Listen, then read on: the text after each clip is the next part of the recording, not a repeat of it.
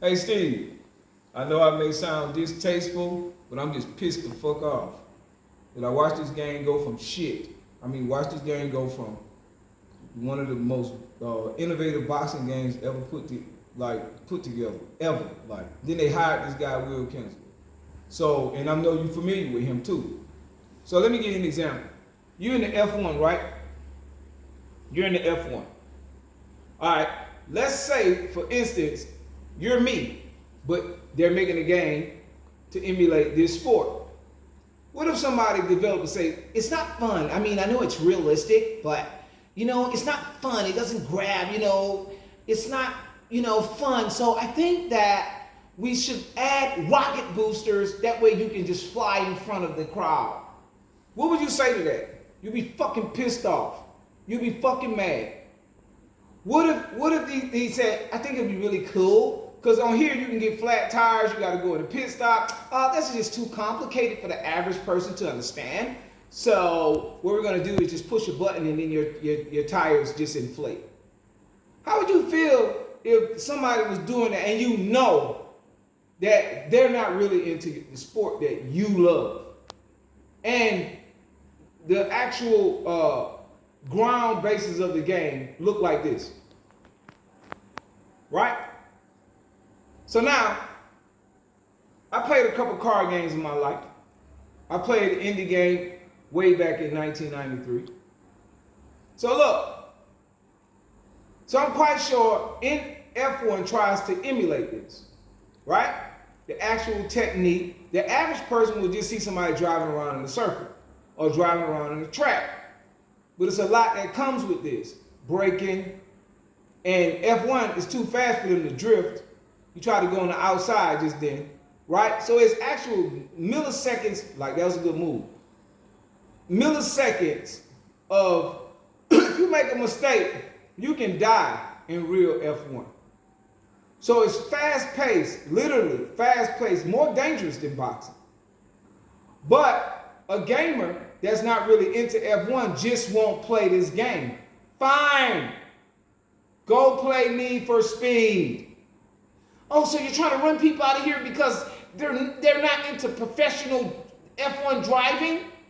So you're trying to run, it doesn't translate to a real game. It doesn't translate. And then they come over here to F1 to turn the sport you love, the sport, S-P-O-R-T, into an arcade racer when they have arcade fighting games. They have arcade racers. You're coming over here for a realistic experience. That's why you come into F1. You don't want to play an arcade F1 game.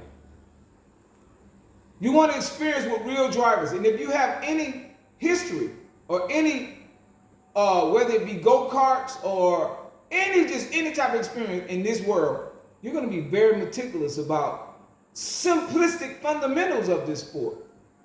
So imagine if Need for Speed people come over, or a Need for Speed gameplay director came into F1, or Grand Theft Auto gameplay director, or a Fortnite gameplay director, which he never was a gameplay director. He was a community moderator like yourself. He was never a gameplay director. I'm not saying it can help. But if you study the sport and you're trying to emulate the sport and somebody is purposely sabotaging the game, wouldn't you know that they're purposely sabotaging if you knew this sport the way you know F1? And I'm sure, look at all the realistic stuff, and I'm sure if I cut on F1, the latest version, it would be similar to this realistic F1 car game.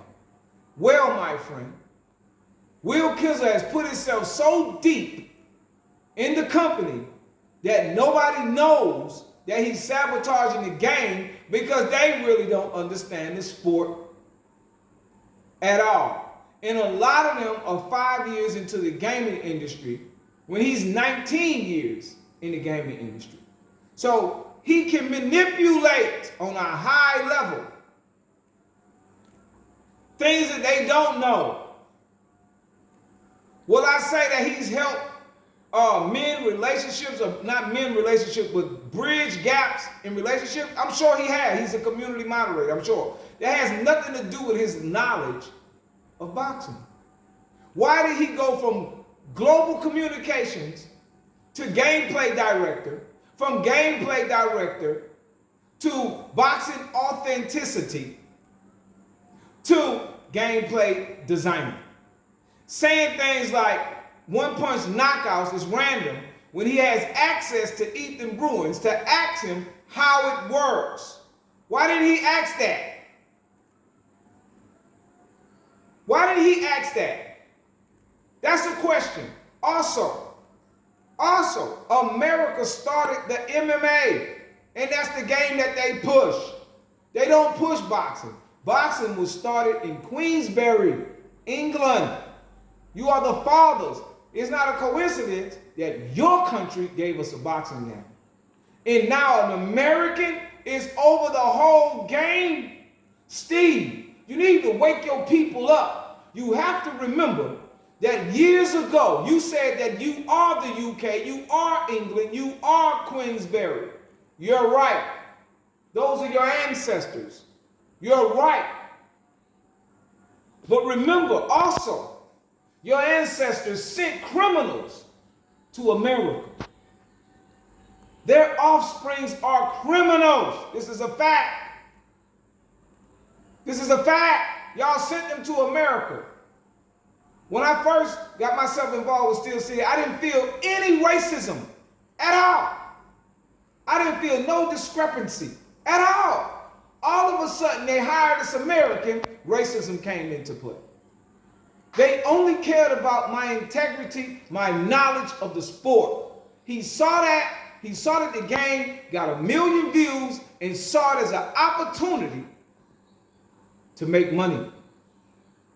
YouTubers saw it as an opportunity to jump on a new game so they can get more views to make money.